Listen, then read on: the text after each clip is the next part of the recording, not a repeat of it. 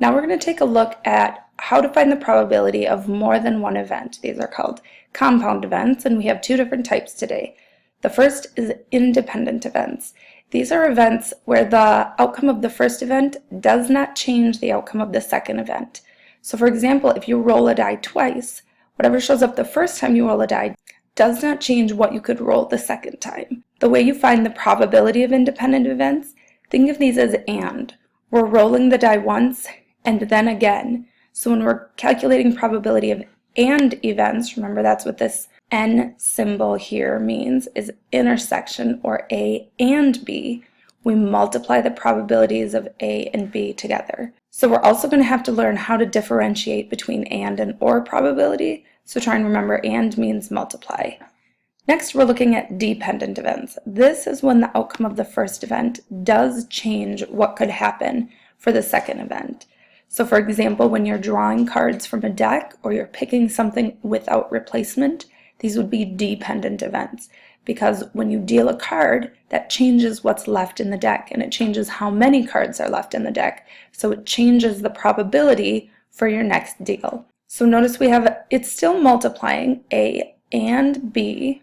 We're multiplying the probabilities, but this notation here simply means that the probability of B changes based on what outcome A happened.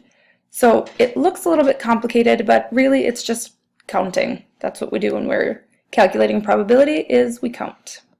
So first we're going to take a look at independent events. These are a little bit simpler. So what's the probability of tossing heads and then tails? You want to try and put the word and or into the probability, because once you have to determine which type of event that it is, try and use the word and or the word or. Alright, so the probability of tossing heads the first time is 1 out of 2, and the probability of getting heads in the second one is still 1 out of 2. The heads on the first one didn't change our outcome, and the probability of tossing tails on the third is 1 out of 2, for a total of probability of 1 out of 8. Now, normally I want you to give me your probability as a fraction. If you also like seeing it as a percent or a decimal, you can do that as well, but I'm going to ask for fractions.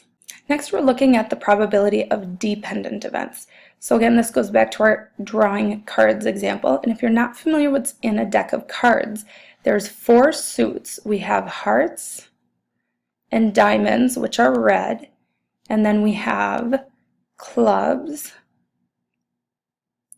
and spades, which are both black. Within each suit, there are 13 cards. You have ace through 10, jack, queen, king in each suit.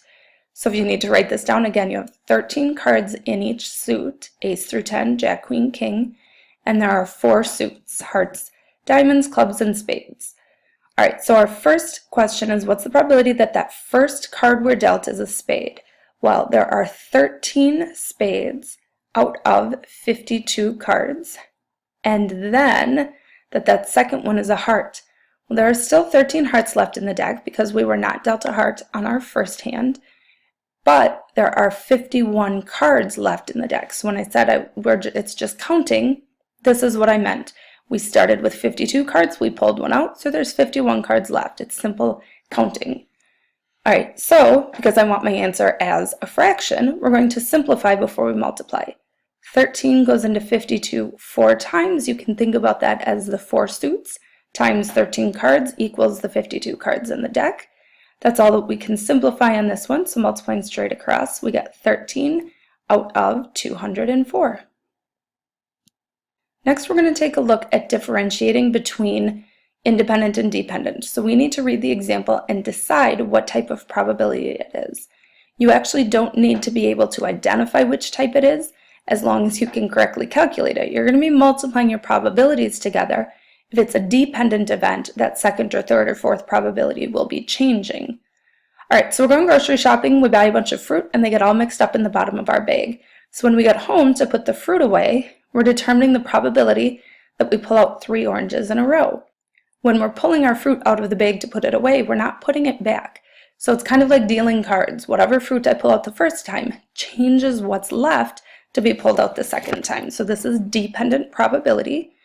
And our first probability, our first orange, we have 6 oranges in the bag out of 15 total fruit. after we pull out an orange, there's 5 oranges left. So notice this time the numerator changed.